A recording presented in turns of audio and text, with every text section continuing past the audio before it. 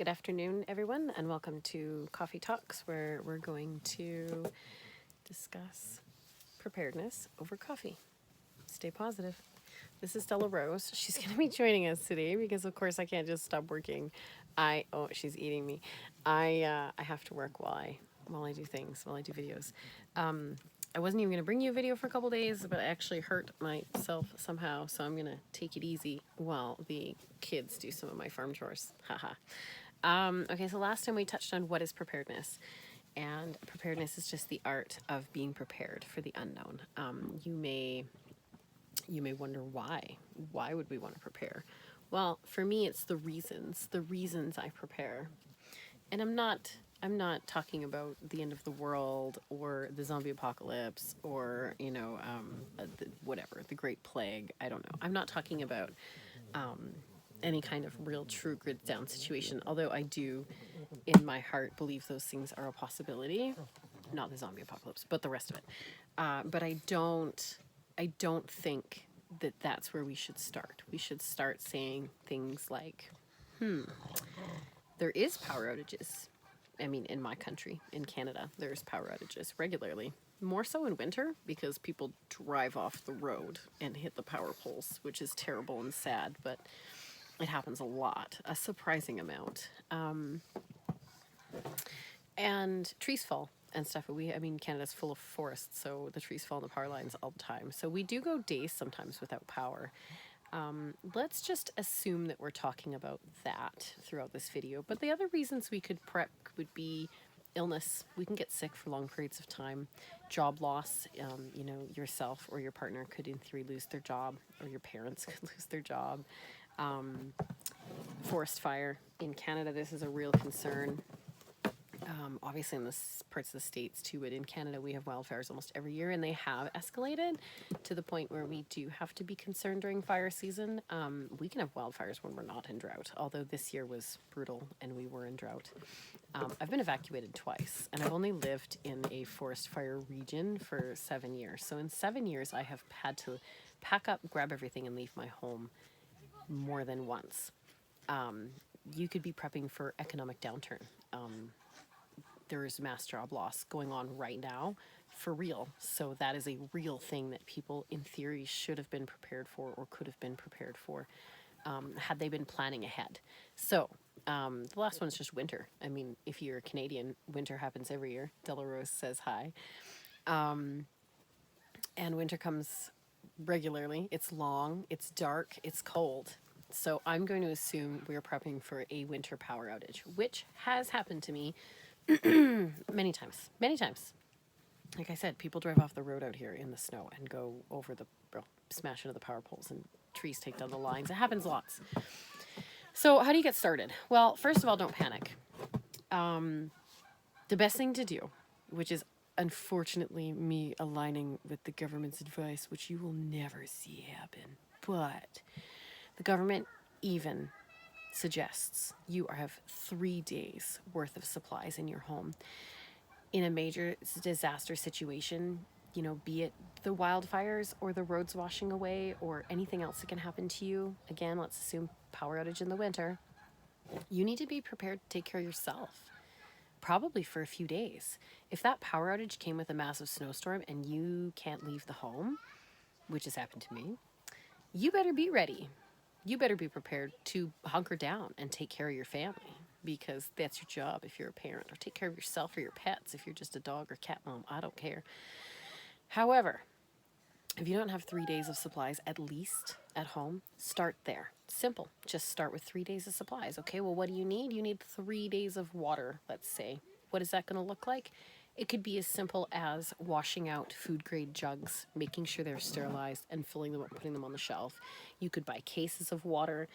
In my case, we lose our well pump when we have a power outage. So what I've done is we bucket water from the creek. We're really lucky because we have a creek right there. But if you do not have a creek and you do not have a backup for your well pump, then you better have water stored somewhere it's not frozen solid if it's the middle of winter, because that well pump is not going to just come back online after the power goes out too, especially if it's frozen. That is a huge downside to living in northern Canada. It's very cold. So 3 days of water. probably more. You're looking at 3 to 5 liters per person in your household per day. And I only know you only need 1 to 2 liters to drink, but you want to cook, you want to wash. If you're talking about flushing toilets, now you're talking about a lot more water. A lot more. I mean, every toilet is different, every household is different, but you want to budget about 3 to 5 liters minimum per person, per pet, per day. Okay? So in my family, that looks like minimum 20 liters. Now, I don't store very much water simply because we do have our creek and we do have methods of filtering or treating our creek water if we needed to drink it. But that's a serious concern if you're living in the city. And some people's water doesn't go out when the power's out, at least not at first. So maybe you're not worried about that, but still have a plan. Have a plan to provide your family drinking water just in case. Now, the next plan would be food. Do you have 3 days of food? What if you don't have power for 3 days? How are you going to cook that food? How are you going to store that food? Because your fridge is going to start warming up. Don't open your freezers. Okay, let them stay cold. Unless you're positive that it's going to be a long-term power outage, you want to protect those freezers by not opening them up. But definitely go through your fridge. Eat that first. However, you want to have backup. You want to have some food extra that you could just potentially open and heat or even just open and eat. And you need 3 days of that per person in your household. Now, do I like having extra? Yeah, I've been snowed in here before almost a month once. I don't want to ever have to run out of anything. But if you are starting out, 3 days. Think 3 days. Look in your cupboards, look in your freezers, look in your, in your pantry. Do you have minimum 3 days of food for your family? What if you're packing water or firewood or something? Are you burning more calories now? Would you potentially need more food in an emergency? Trying to stay warm, etc. Which brings me to my next thing is if you lose power in a Canadian winter, in most winters, but in Canadian winter for sure, you need an alternate method to heat your house.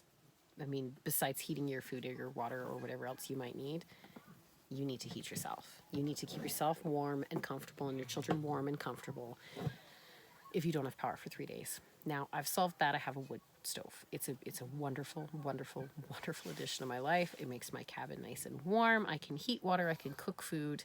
And it goes any day of the year that I ask it to. So that's where I also store firewood. I store firewood so we can keep warm. I store firewood so we can cook.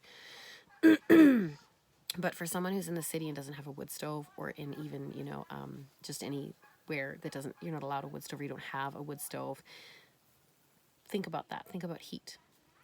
You can literally use sleeping bags and a tent in your house if it is cold and you are freezing.